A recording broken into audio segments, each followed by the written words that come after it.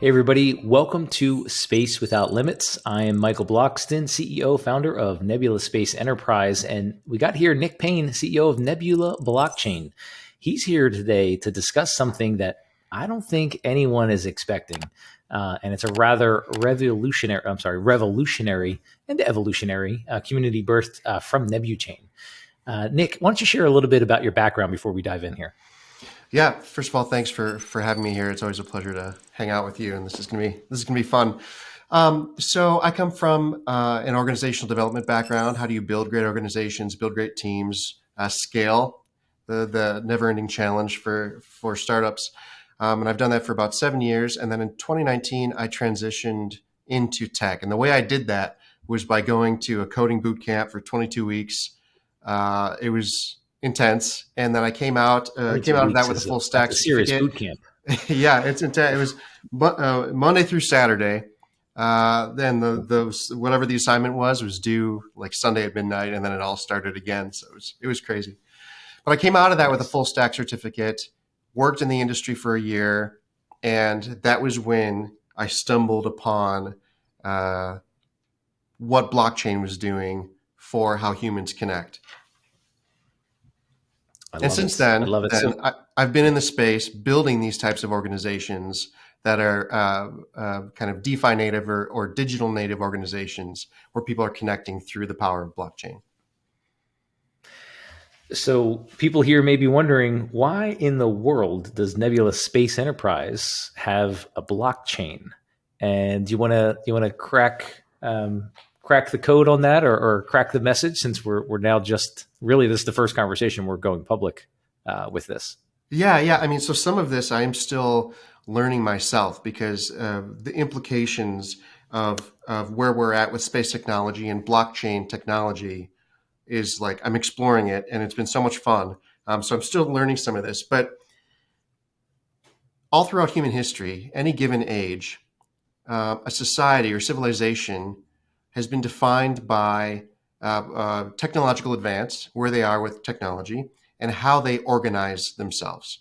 This is true from what's broadly considered the first civilization, Sumer, ancient Sumer, all the way through, the Greeks and the Romans, and these civilizations that have impacted how we self-organize today. Along with that, technology has gotten to a place, specifically blockchain technology has gotten to a place where, and this is my belief about blockchain, this might be the primary benefit to society. All the amazing things blockchain can do, this might be it in my mind, which is it allows us to organize ourselves at a species level globally, pair resources, and pursue common goals in a way that humanity has never been able to do before. And that's what's amazing. And that's where we start to run into some of the work that Nebula Compute is doing, and the vision that Nebula Enterprise has for the future. I absolutely love it. There is statistical evidence, and you can go to management classes, business management classes. You can look in the history. There's only so much ability for a human to manage relationships. I think the maximum, someone can figure this out, I think it's like 50 or 100 maximum is the amount of relationships any human can do, which is very limiting in terms of trying to get shit done. Now, we've been able to put in culture and governance and things like that to get to where we are. But I agree, blockchain is literally a whole new level. And one of the, when you think about identity, every country has its own system. When you think about voting, every country has its own system, and it's very centralized, and trust has to be there. And that's pretty much how we had to do it. From a telecom perspective, Ma Bell paid for putting 5 million sticks in the ground to put up telephones, right? They paid for that. And then once they got profitable, they were deregulated. And then you had AT&T and Verizon, all this stuff. But you needed it centralized in order to get to a certain point. We are at the point now where we don't need it centralized. One of the use cases that I like is voting. If you think about now, we vote for someone to vote for someone to vote for someone to vote for someone. So you can kind of get up this hierarchy, and you don't have a vote. Really, at the end of the day, you have you barely have influence. Yeah. So blockchain changes all that. I could not agree more. I'm super excited about that. I want to make sure that we're getting some of this basic stuff out of the way. I want to keep going down this path, but we need to nail this in the head. Cryptocurrency and blockchain, two completely different things. Can you Yeah. explain what the difference is there for the layman's Yeah, I didn't know in you were going to layman's ask terms, because that, I'm one of them. but I'm glad you did ask that because so now we have this term Web3, right? Web3, and there's a lot of ideas about what Web3 might be, but it tends to mean the virtual environments, the cryptocurrencies, blockchain, the metaverse, all of these things, and people kind of throw this word Web3 at it, and there's a lot of different ways to think about it. The rise of popularity in cryptocurrencies requires blockchain technology, but it really is kind of a separate world. So where I come from, the blockchain world that I've been living in isn't about kind of chasing coins and finding ones that are going to go up and getting out of the coins that we don't believe in. This is more about the underlying technology and being able to program on it. So building things on the blockchain. I actually, to what you were saying earlier, I just read yesterday the first home that's locked to an NFT, which we can get into what that means in a minute, has been sold. So someone bought a home, I think it was in South Carolina, with one click, and they can prove ownership because of blockchain technologies. There was no, documentation, mortgage, deed, note, all this kind of stuff. It wasn't necessary in the traditional sense. They still, I think, put it in an LLC, but that's fascinating. So there's all sorts of applications, and we've just begun to scratch the surface of what blockchain can mean for our lives. So yes, there really is a separation between the metaverse, cryptocurrency, all these buzzwords, and where I kind of live and where I see the future of what blockchain unlocks for humanity. So Web3, if I understand it, Web 1 was read. I put something there and you can read it. Web 2 was read and write. I put something there, you can read it, and you can maybe post something on it. And Web 3 is, what is that? What's the term they're using? Is it ownership? Yeah, I mean, it kind of depends on who you ask, because the whole space is kind of feeling its way forward. But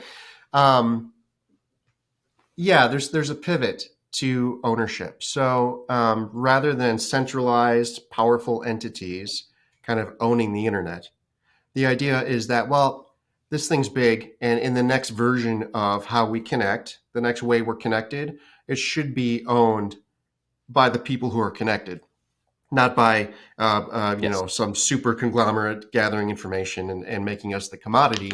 We should own and be able to direct the future of the networks that we kind of are a part of. And the internet now is so important. I think everyone's stated this now. This is not a surprise at this point, but the idea that it's kind of generally dominated by a few very powerful entities is kind of philosophically opposed to kind of where the Web3 perspective is coming from, which is we should own it, we should be able to direct it, we should be able to make our information private if we choose to, and the platforms that we participate in, we should be able to have ownership in those platforms and be able to prosper as those platforms prosper.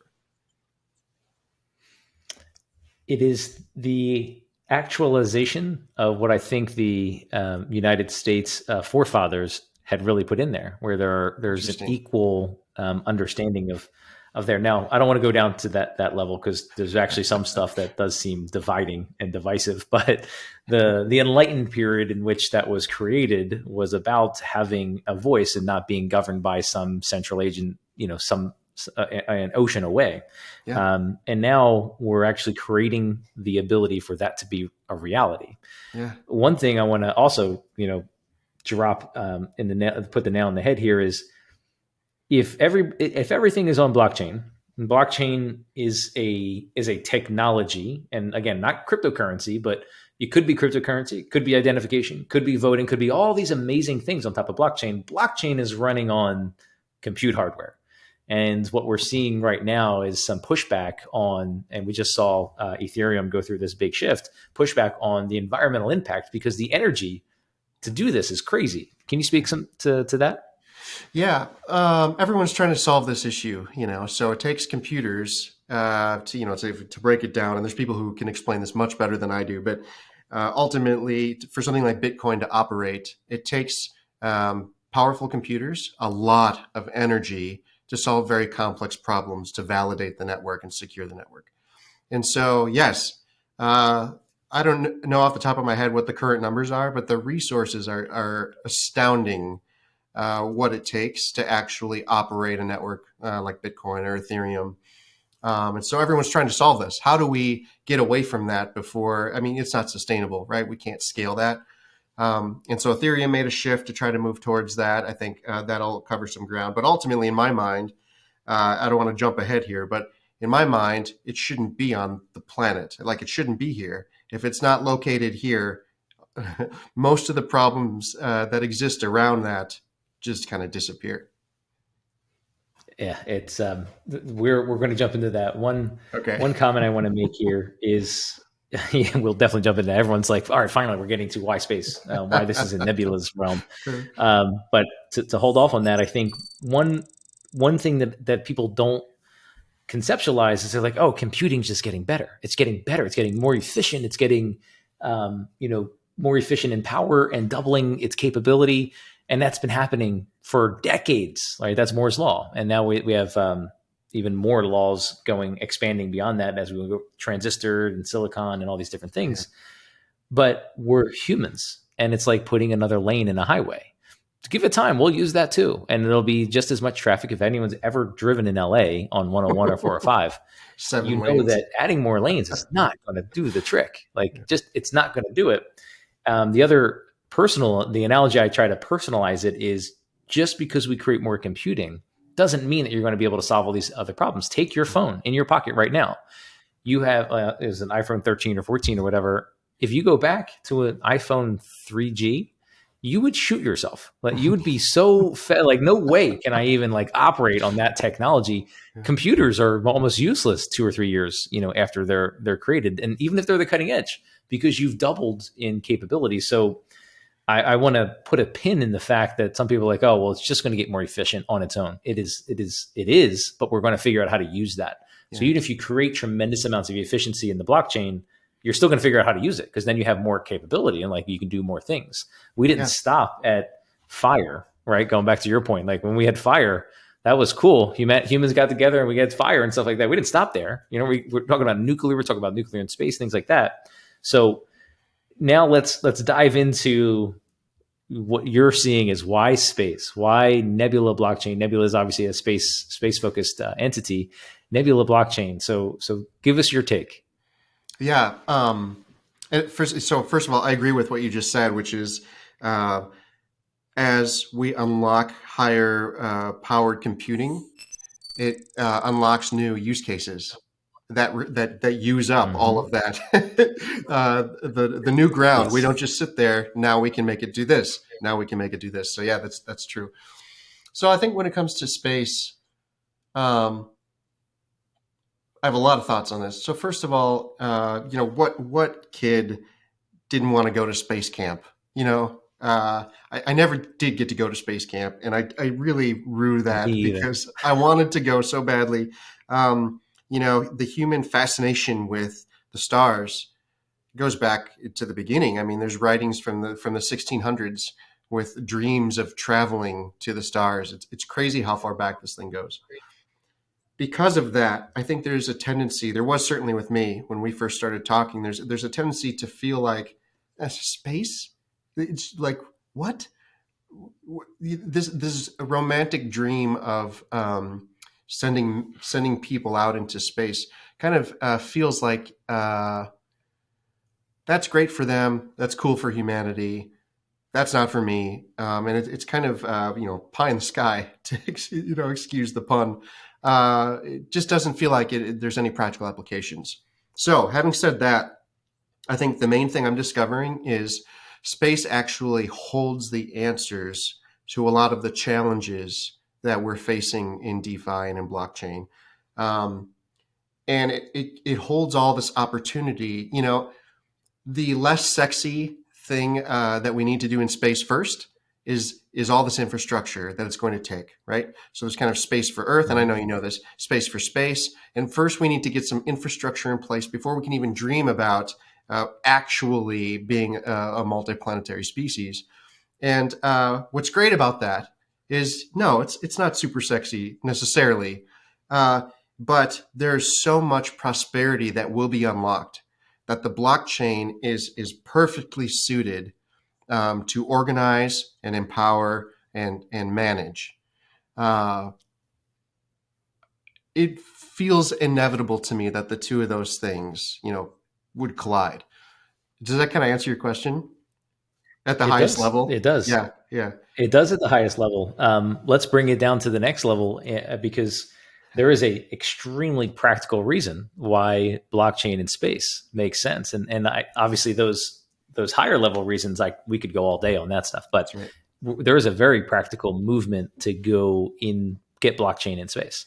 Yeah. So a couple of things. One, with mining, like we talked about, if we can get that up into the sky, all the resources that are needed are abundant, right? So you have all the sunlight you need for power, cooling, the most efficient cooling possible because you're in the void of space, and then there is no chance of polluting the Earth, right? So any sort of like that's the low-hanging fruit in my mind that feels obvious, but also and you're ahead of me on kind of how a lot of this stuff works.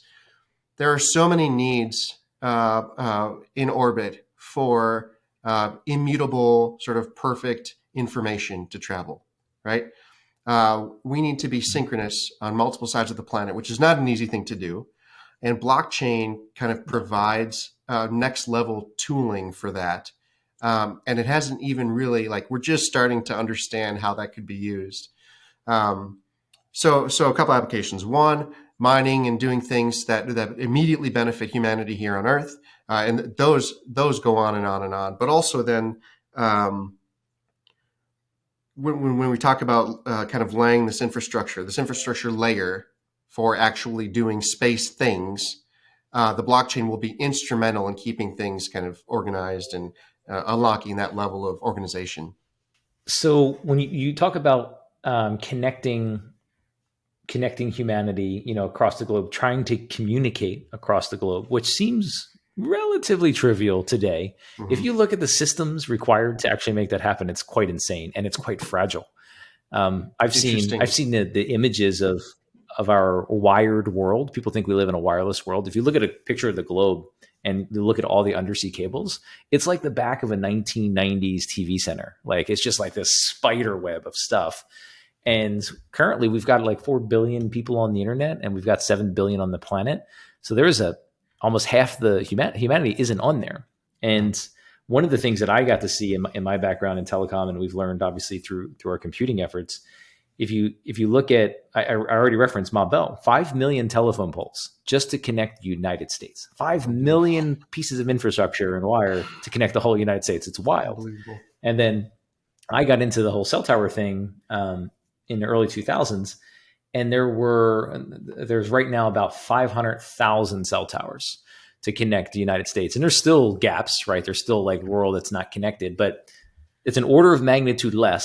But we had technology and we kind of increased the infrastructure. And now you're looking at things like Starlink and OneWeb's new iteration and other companies that are building this infrastructure in space. And when space people think about that, they hear 50,000 satellites. Oh my God. But when I hear that, I'm like 5 million telephone poles, 500,000 cell towers, 50,000 satellites. That is another order of magnitude less. Yeah. And you're going up. And the other piece of infrastructure that people don't get, one of the undersea cables can be cut. I actually think that's going to happen here soon. It has happened in the past in the regions in and around Russia. And so there's some risks there where you're cutting off countries altogether. No internet, like zero. That gets super scary. But then if you think about, if you combine data centers, power, and communications, take Africa or South America, which is where the developing countries are. Are you really going to build 5 million telephone poles, 500,000 cell towers to connect a really spread out community? You're not. So the ethos of blockchain is everybody gets a vote, everybody gets to participate. But if you can't connect, you don't have a voice at all, like literally at all, let alone in the blockchain. So moving this to space, from a blockchain perspective, to me, it gives the opportunity so that you can participate. One of the things that I want to get your take on, this segment up front, just so everyone's clear, is the public segment. We're going to actually have a private segment that comes in through the membership only thing. So I'm probably going to pause my one question I was going to ask, and I want you to talk about the community you're building. I love it. You came up with what I think is one of the coolest freaking names ever, and it's 100% appropriate. So what's the community that's really binding Nebula blockchain and space and blockchain? Yeah, so that's a great question. It's a big question, so I'll try to be succinct. To answer that, I think first there needs to be a kind of a basic understanding of phenomenon in Web3 called a DAO. It's DAO, Decentralized Autonomous Organization. And this came to be, the first one was in 2015-ish, and they've been developing ever since.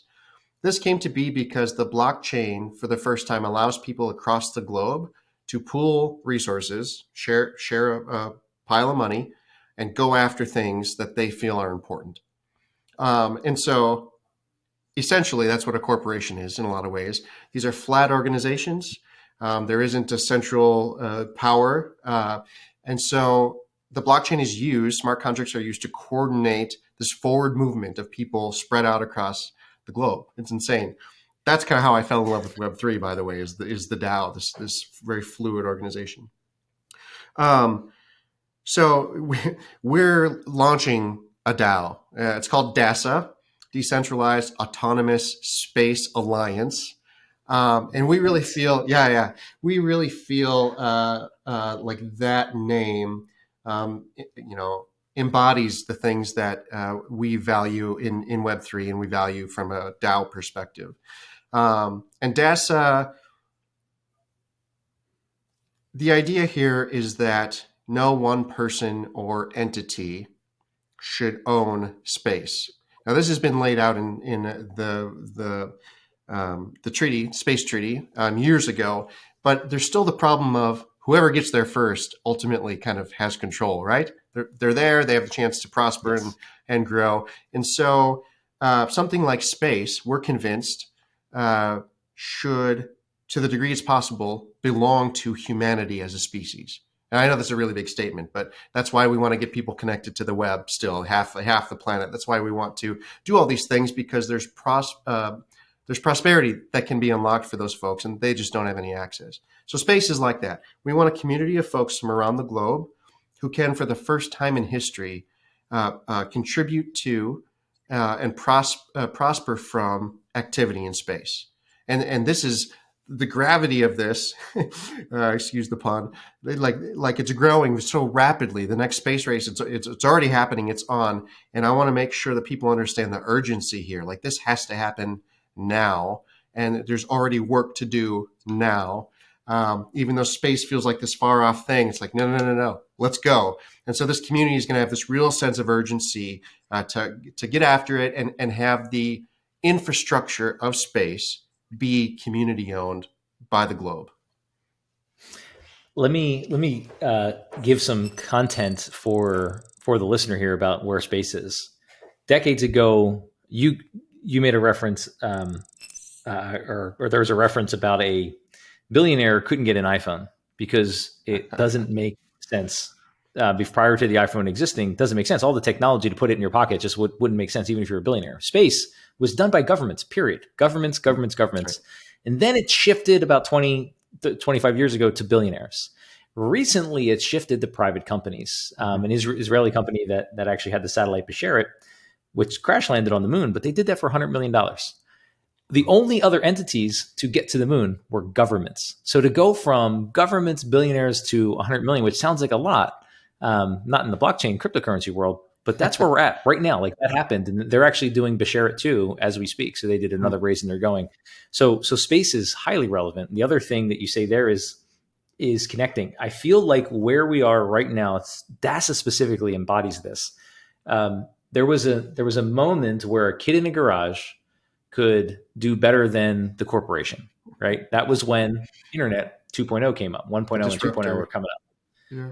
And now we're here at 3.0, and you have people that are disadvantaged in developing countries without access to true expandable resources the way the developed countries are, yet they can be a part of this. They can be a DASA.Earth. They can be a part of a decentralized autonomous space alliance. Yeah. I think Well, that's and I want to say unbelievable. too, to your Yeah, go ahead. point, as you were going through that history, I'm reminded that, governments change their minds based on who's in office, Mm. who's in power.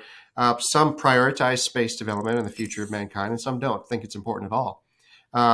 So it's really hamstrung by nation-to-nation politics, and then even politics within a country. And then wonderful organizations like NASA can't count on consistent funding, right? Their budget has shrunk and shrunk and shrunk and shrunk and shrunk.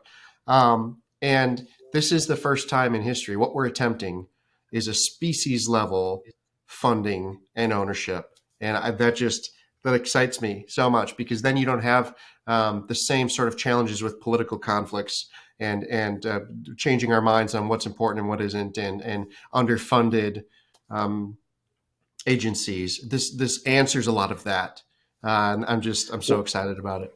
Specifically, you have for the DASA, you've identified ownership, access, and answers. So expand on that for us. Yeah. So ownership is like the core thing. It's where we start. I guess going back hundreds and hundreds of years, if you were a landowner, that meant something. Ownership has always been important to humanity, right? Well, it's the golden rule: the king who has the gold makes the rules. That's right. Ownership. That's right. Yeah, that's right. Ownership, right? Yeah. And so something as important as space, which is allowing this conversation literally right now, should be, Mm-hmm. in my opinion, globally owned. So we really believe in that ownership at the species level. Humanity should have access to own a piece of the future of our species. So there's that piece. Mm-hmm. And in my mind, I kind of divide it into three sections. That's in a way the cosmic perspective. There's a lot of folks who come from my sort of area of blockchain who I don't have to convince of that. They're like, oh yeah, obviously. There's not a hard sell there because it makes sense to them. Yeah. What was the next one? Ownership, access. So access is kind of something that we've touched on. It seems obvious to me that the other, I think the stat that I read was 4.4 billion people are currently connected. That everybody else should be connected. That feels like a no-brainer to me. And I think if we can pour some resources, like you were saying, you talked a lot about this, into that infrastructure, that's a worthy goal. Making it so that if you're a human being, you have access. Oh, you're a human. Great. Here's your way to connect to the rest of the world. That to me is very obvious, and it's one of the core tenets of what we're doing. And then the last thing. Oh, and I would say that would be, so we have the cosmic perspective. That would be kind of the long-term perspective. Like, we're going to get everyone connected. Everyone's going to have access. That's a longer-term perspective. And for a lot of people, it's difficult to hold that view. But I think there's a lot of research and understanding that is really important. And then I would say the short-term perspective is answers. So this is the space for Earth kind of thing, which is we are facing challenges that are some of the toughest challenges as a human race. Every country is facing. Like this is a chance for us to find actual answers to challenges we're facing now. So this isn't some far off play. This is, if we do this right, we will fix some stuff here. And you alluded to some of those things with pollution and inequality and access, all of these things. It all kind of comes down to, this is the short-term view.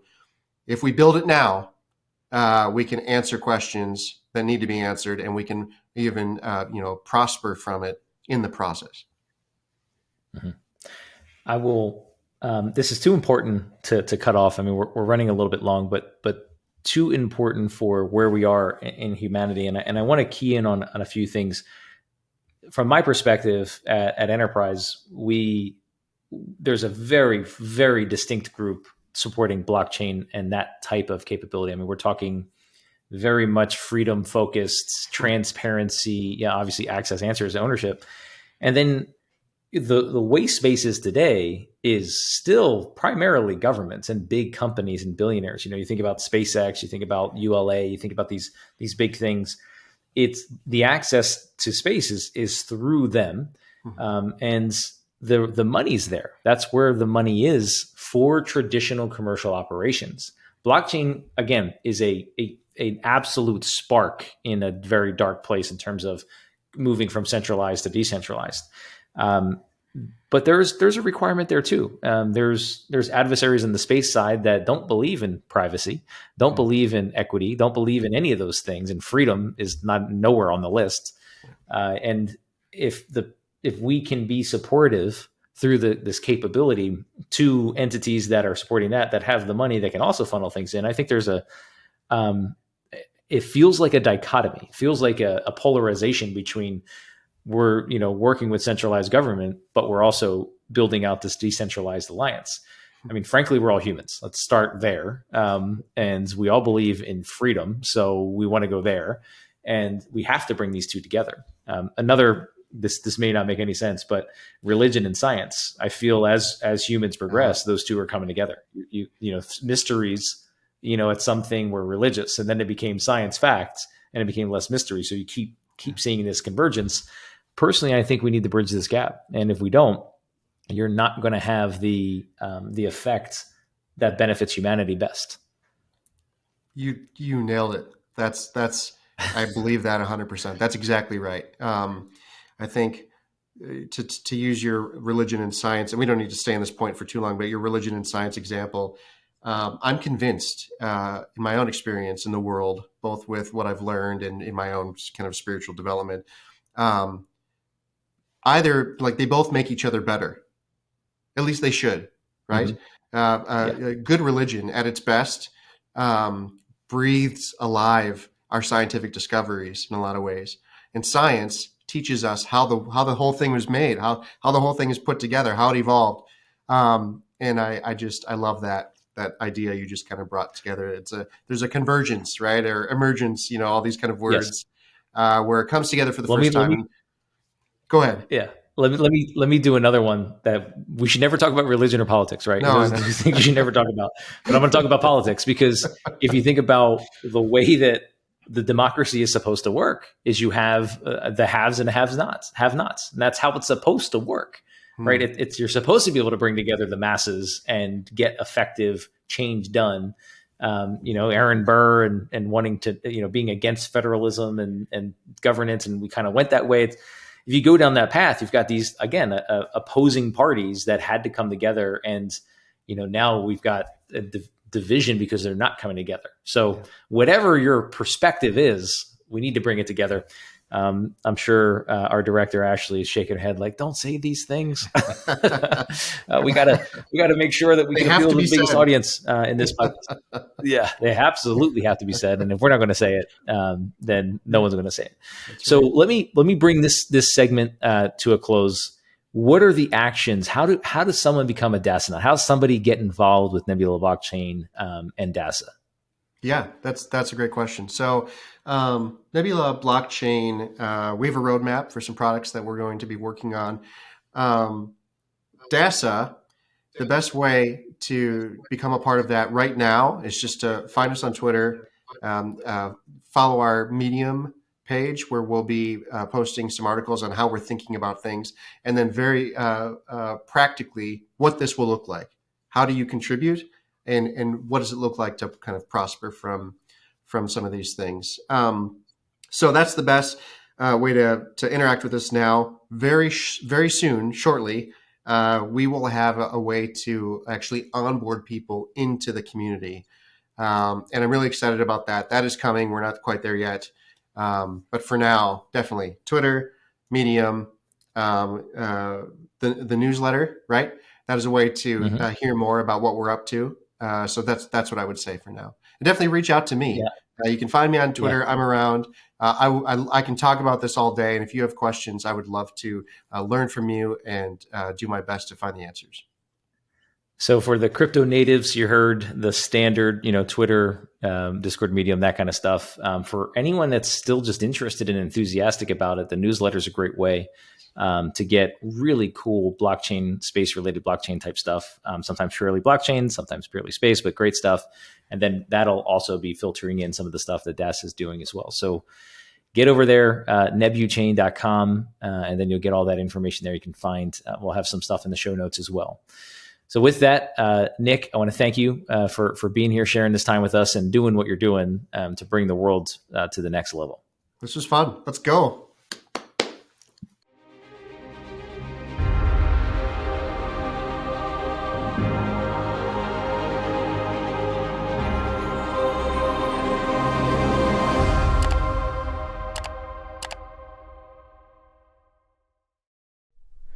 Hey y'all, Nic Payne here. If you have been part of our community for a while, or maybe you just heard a podcast here for the first time and you're just learning about DASA, a Decentralized Autonomous Space Alliance, we really want something for you, not from you. We are trying to build something, and if you're catching some of the vision, it's a big lift, and it's something that's going to impact and unite humanity in a way that we've never seen before.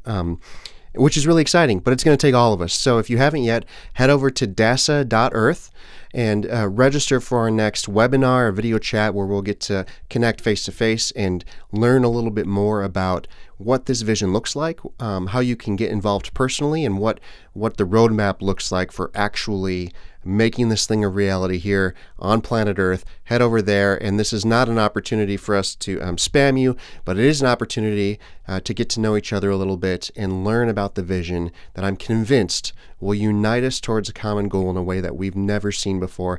And I'm excited just to be on this journey with you. See you there.